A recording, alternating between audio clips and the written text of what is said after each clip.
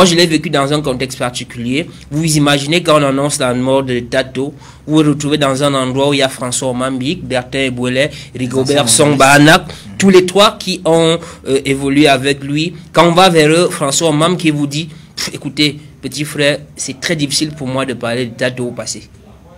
Bertin Ebouele qui, quand vous allez vers lui avec le micro, fait deux pas en arrière. Après, il se rappelle que non, c'est quand même le président du collectif des anciens Lions indomptables de football. Il dit que face à cette responsabilité, il est obligé de parler.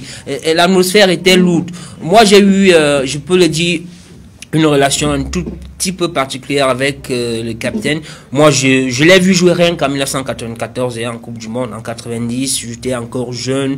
Je ne l'ai véritablement pas vu jouer. Donc, je l'ai connu après sa carrière quand il est revenu ici.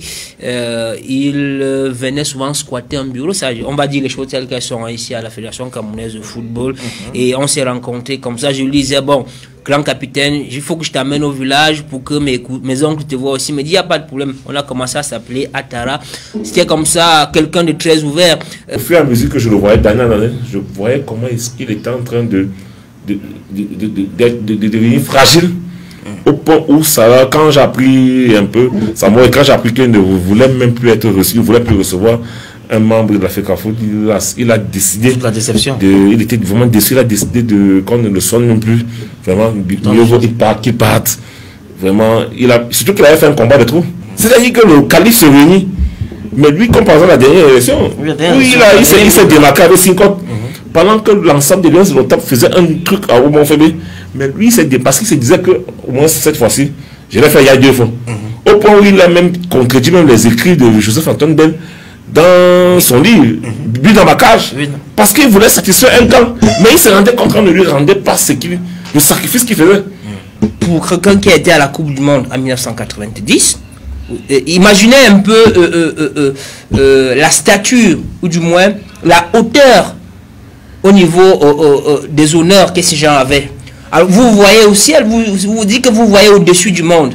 Et maintenant, vous revenez, vous repartez en Coupe du Monde 4 ans plus tard, et après, c'est presque la fin de carrière. Vous voyez que entre la fin de carrière et le temps que vous étiez sur le terrain, beaucoup de choses changent.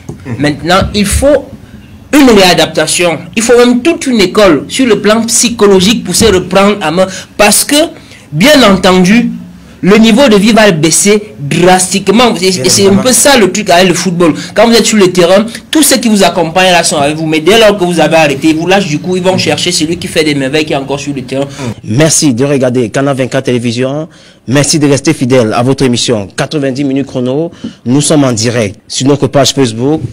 Canal 24, TV Direct. Bon, alors, Bertrand Vondor, du côté de l'Allemagne, comment avez-vous reçu, n'est-ce pas, ce décès du capitaine Stéphane Tato? Il vivait dans la dépression et les gens le regardaient. Stéphane était quelqu'un de très humble qui ne savait pas commander. On n'a pas su utiliser les valeurs de ce capitaine emblématique après sa carrière. Il aurait apporté un peu plus si on lui, n'est-ce pas, donné la place qui était la sienne. Et il n'a pas joué dans des clubs assez connus.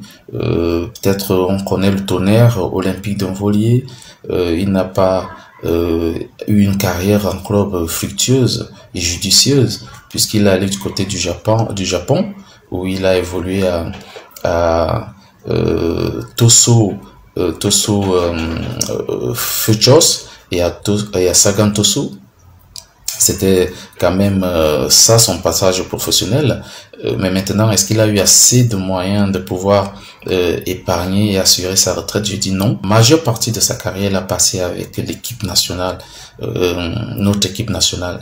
Et il était, n'est-ce pas, assez judicieux, normal, et que la fédération, le gouvernement, n'est-ce pas, se penche sur son cas qui était assez particulier du moment où il a porté le brassard dans cette équipe pendant 2 Coupes du Monde et pendant des CAN.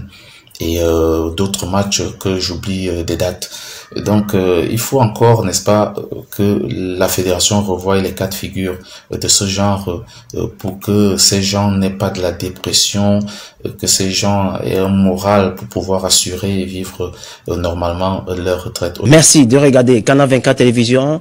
Merci de rester fidèle à votre émission 90 minutes chrono. Nous sommes en direct sur notre page Facebook Canal 24 TV Direct.